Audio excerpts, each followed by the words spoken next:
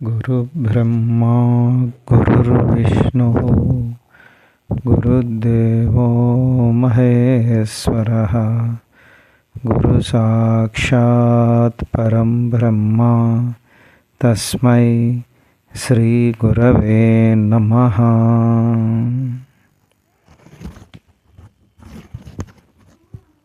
నమస్కారం మాస్టర్. నమస్కారం master KPK. నమస్కారం మాస్టర్ EK. నమస్కారం మాస్టర్ MN. నమస్కారం మాస్టర్ CV.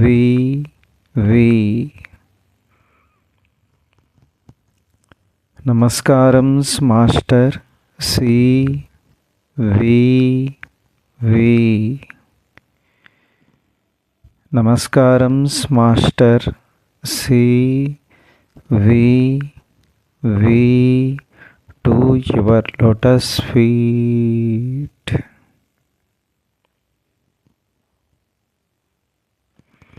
ఓం శాంతి శాంతి శాంతి. సోదర బృందానికి నమస్కారాలు. ఈరోజు మనం భాగవతం దశమస్కందం పూర్వభాగం చదువుకుంటున్నాం. అందులో ముందుగా 300 పద్యం నుంచి మనం చదువుకుంటాం. ముందుగా ప్రార్థనా శ్లోకాలు. పలికెడిది భాగవతమట, పలికించు విభుండు రామభద్రుండట, నే పలికిన భవహరమగునట, పలికెద వేరొండు గాథ పలుకగనేలా. భాగవతము తెలిసి పలుకుట చిత్రంబు, సూలికైన దమ్మి చూలికైన విబుధ జనుల వనల్న విన్నంత కన్నంత తెలియవచ్చినంత తేటపరుతూ. నల్లనివాడు పద్మనయనంబులవాడు, మహాసుగంభులున్ విల్లును దాల్చువాడు, కడు విప్పగు వక్షమువాడు, మేలుపై జిల్లెడువాడు, నిక్కిన భుజంబులవాడు, యశంబు దిక్కులంజిల్లెడువాడునైన రఘుసత్తముడిచ్చుట మాకభీష్ణముల్.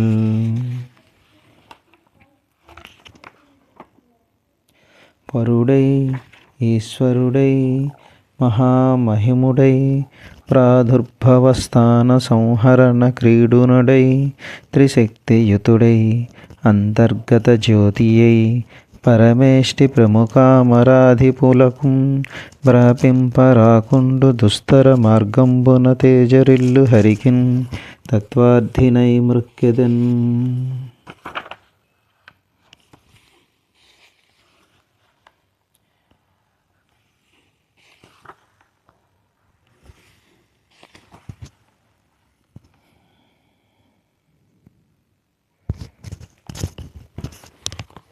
సోదర బృందానికి ఇంతవరకు మనం శ్రీమద్ భాగవతం దశమస్కంధం పూర్వభాగంలో 300 పద్యముల వరకు జరిగినటువంటి తాత్పర్యాలు చదువుకోవడం జరిగింది.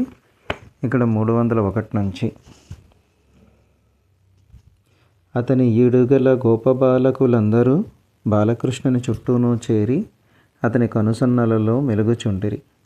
అతడు బలరామునితో కలిసి తృప్తిగా ఆడుకొనుచు బుడిబుడి నడకలతో తిరుగుచుండగా గోపికల మురిపముతో చూచుచుండిరి. వారందరి నడుమ ఆ బాలకృష్ణుడు నీల శరీర కాంతులతో వెలిగిపోయెను. బాలకృష్ణుడు ఇట్లు దినదినము పెరుగుచు ఎప్పటికప్పుడు ఎన్నో క్రొత్త మాటలు నేర్చుచుండెను.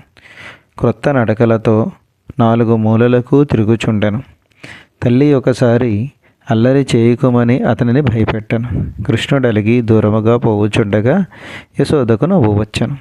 చేతులు బారచాచి, ఏది నా నవ్వుల విందుల తండ్రి ఎక్కడమ్మా, వచ్చినాడా, ఏడి అని గారాభముగా పిలుగ్గా బాలకృష్ణుడు అక్కడే కొంతసేపు నిలబడి చిందులు త్రొక్కి మారాము చేశాను.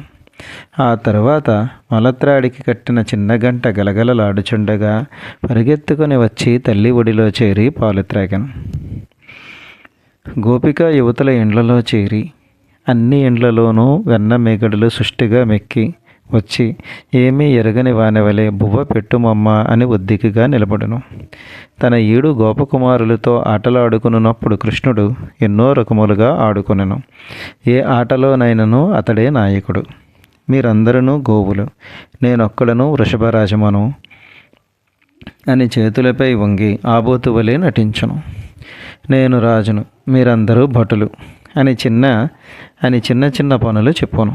మీరందరూ ఇంటివారు, నేను దొంగను అని వారందరినీ నిద్ర నటింపచేసి కొన్ని వస్తువులు తీసుకుని పోయి దాగి ఉండును. మనం ఒక నాటకము వేయుదము. మీరందరూ వేషములు ధరించి నటులు, దీనికి సూత్రధారుడును నేను అని ఆడించును. కొంచెం ఎత్తుగా ఉన్న ప్రదేశముల పైకెక్కి దూకుచుండును. దాగుడు మూతలాడుకొనుచు, ఉయ్యాలపై ఊగుచు, చేతి బంతులు ఆడుకొనుచు, దొంగలు గూఢచారుల ఆటలు ఆడుకొనుచుండును. కృష్ణుని దుడుకు చేష్టలు. ఈ విధముగా బాలకృష్ణుడు ఆడు ఆటలలో దుడుకు చేష్టలు ఎన్నో ఉండెను. గోపకాంతలు వాని అల్లరి భరింపలేక యశోద వద్దకు వచ్చి ఈ విధముగా చెప్పుకొనిరి. యశోదమ్మ, మా వాడలో బాలింతరాలున్న ఇండ్లు ఉన్నవి. వారి ఇండ్లలో ఎదిగిన బిడ్డలకు పాలు చాలకున్నవని వారు బాధపడుచుండగా నీ అల్లరి బిడ్డడు వచ్చి దూడలను విప్పి ఆవుల వద్దకు వదిలిన. దూడలు పాలన్నయో త్రాగివేసను. దీనివల్ల మీ కుర్రవానికి ఏమి ఉరిగినది? అమ్మ, మా ఇండ్లలో మేము పాలు చక్కగా మరగ కాచుకొని భద్రపరుచుకున్నాము.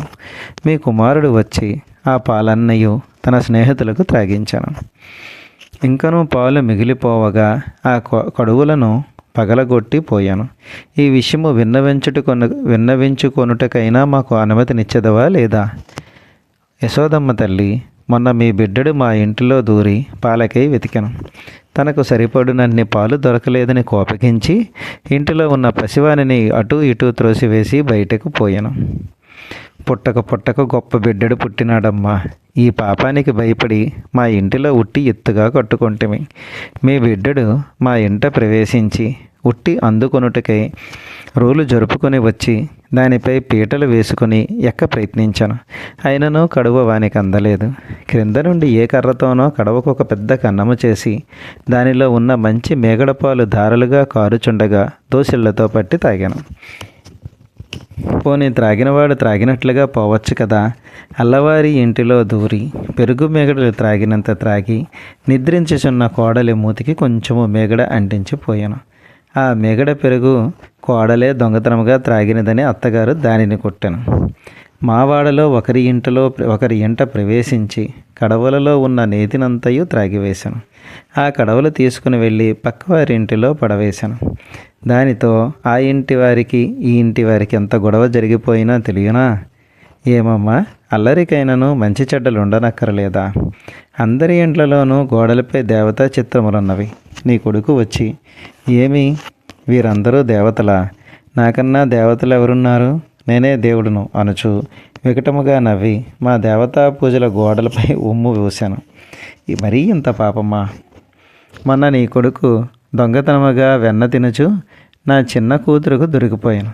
ఆమె వానిని పట్టుకొని వెనుకకు లాగగా వీడు ఆమె చన్ను దొరకపుచ్చుకొని గట్టిగా లాగాను.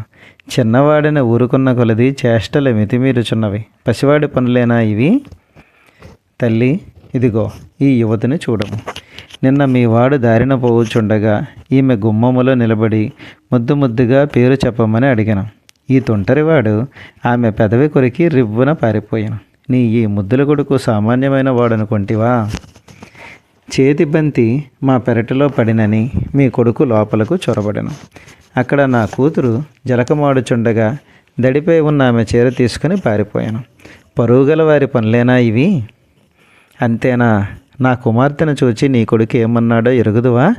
నిన్ను లేవదీసుకుని పోయేదను, నాతో లేచి వచ్చేదవా అని అడిగినట. ఈ వయస్సునకు ఇంతకన్నా వింత ప్రవర్తన ఉండునా? మరి ఈ మాట కూడా వినుము. మా పేటలో ఒక యువతి తనకు కొడుకులు లేరని బాధపడుచుండెను. నీ కొడుకు అది విని, నన్ను మగనగా చేసుకున్నచో నీకు తప్పగా కొడుకులు పుట్టుదురు అనచు ఆమెపై పడి కౌగిలించుకొనెను. పసివాడి చేయు పనులా ఇవి? ఒక యువతి, నేను రజస్వలగా ఉన్నాను, దూరముగా ఉండమని మీ వాణిని హెచ్చరించను. నీ కొడుకు తప్పు కొనకపోగా దగ్గరగా వచ్చి రజస్వలైన చోటెక్కడ అని కొంటిగా తల ఊపుచూ ప్రశ్నించాను. మనమందరము ఆడువారమే కదా, ఇట్టి మాటలు న్యాయమా? నీ కుమారుడు వచ్చి మొన్న నాపై పడబోయినాడు. నేను గర్భవతిని కనుక పైన పడవద్దు, దూరముగా ఉండుమంటిమి. దానికి నీ కుమారుడు ఏమన్నాడో తెలియనా? కడుపు వచ్చుటకు కారణమేమి అని అడిగినాడు. ఏమమ్మా, మీలో ఎవరైనా బయటికి చెప్పగలరా? ఇక ఈ ఉడ్డూరము వినుము. మా మగవారు బయటకు వెళ్ళగా చూచి నీ కొడుకు ఏకాంతముగా దగ్గరికి పిలిచి కామక్రీడకు రమ్మని అడిగాను. ఈ వయసు బాలుడిట్టి మాట్లాడుట లోకములో ఏనాడైనా విన్నామా? మరి మా ఇంటని మీ సుపుత్రుడు చేసిన ఘనకార్యము విను. నా ముద్దుల బిడ్డడు హాయిగా నిద్రపోవుచుండగా నీ కొడుకు వాని జుట్టును లేగదోడ తోకకి ముడివేసి దానిని వీధుల వెంట తోలెను. మీరు రాజులు కావచ్చును, మీ బిడ్డ రాజపుత్రుడు కావచ్చును. ప్రజలను ఇంత అల్లరి పెట్టుట న్యాయమా? యశోద, నీ కొడుకు నా కుమారుని గట్టిగా పట్టుకొని బలవంతముగా పెద్ద కుండెడు వెన్న కూరి తినిపించినాడు. ఇప్పుడు నా బిడ్డ ఊపిరి ఆడక ఉక్కిరిబిక్కిరిగా ఉన్నాడు. నీవు నమ్మనిచో వానిని తెచ్చి చూపెదను. నా బిడ్డకి ఏమైనా ఆపద కలిగినచో బాధ్యత మీదే సుమా. మా వీధిలో ఒక యువతి నిద్రించుచుండగా ఈ దుండగీడు నెమ్మదిగా చీర ఓడదీసి పెద్ద తేలిని తెచ్చి కరిపించాను. పాపం మా యువతి భయముతో బాధతో కేకలు పెట్టుచు పరుగులు పెట్టుచుండగా మీ వాడు పకపక నవ్వెను. ఇది మంచి పనియే అందువా? నా కొడుకు కోడలు ఏకాంతములో సంసారం అనుభవించుచుండగా నీ కొడుకు వారిపై ఒక పాముని పడవేశను. వారు భయభ్రాంతులై ఒంటి మీద దుస్తులు కూడా ఎరుగులేక వీధులలో పరుగు పెట్టుచుండగా వీడు వెర్రి కేకలు పెట్టుచు ఆనందించాను. నీవెంతో గుణవంతురాలివి కదా, ఇది మంచి గుణమే అందువా? మా వాడలో ఒక వనిత మేగడ పెరుగు చిలికి ముందుకు వంగి వెన్న తీయుచుండగా నీ కుమారుడు వెనక చేరి మగపురుషుని పనులు చేయసాగినాడు. ఎప్పటికైనాను వానికి బుద్ధి చెప్పి దారిలో పెట్టుట నీ కర్తవ్యము కాదా? ఇక్కడ మాస్టర్ గారు వివరణిస్తున్నారు. బాలకృష్ణుని దుడుకు చేష్టలు సంస్కృత భాగవతములో క్లుప్తముగా మాత్రమే వర్ణించబడినవి. పోతనగారి భావనలో ఆ లీలలు యథేచ్ఛగా భాషించి ఉండవలెను. బాలకృష్ణుని లీలలు వర్ణించవలసిన చోట పోతనామాచ్యుడు తన్మయుడై పోవును. ఒక గ్రామములో కలిగిన వారి ఇంట పుట్టిన ఒక దుందుడుకు బాలుడు ఎన్ని రాలుగా ఈ చేష్టలు చేయవచ్చునో అన్ని చేష్టలను ఇందులో వర్ణించబడినవి. కానీ ఈ సందర్భంలో ఒక విషయము స్పష్టముగా గుర్తుంచుకొనవలెను. ఈ సన్నివేశములు జరుగు నాటికి కృష్ణుడు ఇంకను మన్ను తినదగిన వయసులో ఉన్నవాడు, అనగా 3-4 గంటల వయస్సు. అసలు కృష్ణుడు యశోదానందుల వద్ద 11 సంవత్సరములు మాత్రమే ఉన్నాడు. ఇప్పుడే 3 ఏండ్ల వయసులో అతడు కామకలాపములకు సంబంధించిన చేష్టలు చేసిననుట నమ్మదగినది కాదు. మరి ఈ గోపకాంతలు చెప్పినవన్నీ అబద్ధములా? ఒకవేళ బాలకృష్ణునిపై విసిగిపోయి కొన్ని అబద్ధములు కల్పించినారనుకున్నాను. తమ శీలమునకు సంబంధించిన అబద్ధములు చెప్పరు కదా. మరి కృష్ణుని వయస్సు దానికి అనుగుణము కాదే. ఈ పద్యములన్నిటిలోని 316, 320, 325 పద్యములలో మాత్రమే బాలకృష్ణుని వయస్సుకు సరిపోని కామ సంబంధమైన దుడుకు చేష్టలు ఉన్నవి. మిగిలినవన్నీ అదుపాజ్ఞలు లేని దుందుడుకు పిల్లవాడు చేయదగిన చేష్టలే. బాలకృష్ణుడు వీరపల్లిలో ప్రవేశించినప్పటి నుండి ఆ వాడలోని యువతులందరికీ తెలియని కొత్త అనుభూతి ప్రారంభమయ్యను. వారు ఒళ్ళు తెలియని స్థితిలో ఉన్నారని కూడా కొన్ని చోట్ల వర్ణించబడినది. 184, 185 పద్యములు. పరమపురుషుడైన శ్రీహరి బాలకృష్ణుడిగా అవతరించి అతిలోకమైన పురుషత్వమును ప్రసరింపచేసెను. అది వయస్సుకు సంబంధము లేని పురుషత్వము. శరీర ధర్మములకు అతీతమైన ఆ పురుషత్వ ప్రభావము రేపల్లెలో అంతటను వ్యాపించి ఉండెను. ఆ గోకులములోని మగవారు సహజముగా కొంత మొరటుదనం ఉన్నవారు కనుక బాలకృష్ణుని పురుషతత్వము మరీ ఎక్కువగా తాకలేదు. స్త్రీలను మాత్రము ఆ తత్వము స్పష్టముగా తాకెను. మానవ మనస్తత్వములోని రహస్యములను గమనించనుచో అది ఒక అద్భుతమైన ప్రపంచం. బాలకృష్ణుని నుంచి ప్రసరించుచున్నది శరీర వ్యూహమునకు అతీతమైన అలౌకికమైన పురుషత్వం. దానిని గోపకాంతులు అనుభవించుచున్నారు. ఆ అనుభూతిని వారే విధముగా సమన్వయించుకొనవలెను. ఉత్తమ లోకములో పవిత్రమైన అనుభూతిగా ఉన్నది క్రింది లోకములైన మనస్సులోనికి దిగి వచ్చేసరికి మనకు తెలిసిన పరిధిలో మాత్రమే బిగిసిపోవును. పురుషతత్వము విషయములో వారికి తెలిసినది ఒకటే, సంసార సంబంధమైన కామము. ఇది నిజముగా కృష్ణుడట్లు ప్రవర్తించిన ఇందులో కూడా మనస్సు యొక్క మాయ ఉన్నది. ఒక వ్యక్తిని మనం ఏ దృష్టితో చూచుచున్నామో దానికి అనుగుణముగానే అన్ని విషయములు సమన్వయించుకుందాము. ఒక యువతి తనను ప్రేమించుచున్నదని యువకుడు భావించినప్పుడు ఆమె చూపులు, చేష్టలు, మాటలు అన్నీ తనను ప్రేమించుచున్నట్లే ఉండును. ఆమె తనను సోదరునిగా భావించుచున్నదని తెలిసిన తర్వాత ఆ చూపులే, ఆ చేష్టలే చెల్లెలి ప్రేమను చూపుచున్నవని తెలిసిపోను. అట్లే భార్యాశీలమును అనుమానించిన భర్తకు ఆమె ప్రతి మాటలోనూ, చూపులోనూ, కదలికలోనూ దుశ్శీలమే కనిపించును. అనుమానము తీరిపోయిన తరువాత ఆ ప్రవర్తన సర్వసామాన్యముగానే ఉన్నదని తెలిసిపోవును. బాలకృష్ణుని యందు పురుషత్వమును తమకు తెలియకుండగానే భావించిన వారు కనుక వారికి అప్పుడప్పుడు అతని చేష్టలలో వికలితనము కనిపించి ఉండవచ్చును. ముందుకు వంగి ఉన్న యువతి 3 ఏండ్ల బాలుడు వెనుక నుండి ముట్టుకున్నచో తప్పులేదు. తనకు తెలియకుండగానే తనలో పుట్టిన భావ వికారము వలన ఆమెకు వికలితనము భాషించి ఉండవచ్చును. ఇది మనము చెప్పుకొని యత్నించుచున్న సమన్వయము మాత్రమే అని మాస్టర్ గారు ఇక్కడ వివరణ ఇవ్వడం జరిగింది. ఈరోజు ఇప్పటికీ 15 నిమిషాలు గడిచినవి. ఈరోజు ఈ కార్యక్రమాన్ని ఇక్కడికి ముగిస్తున్నాం. స్వస్తి.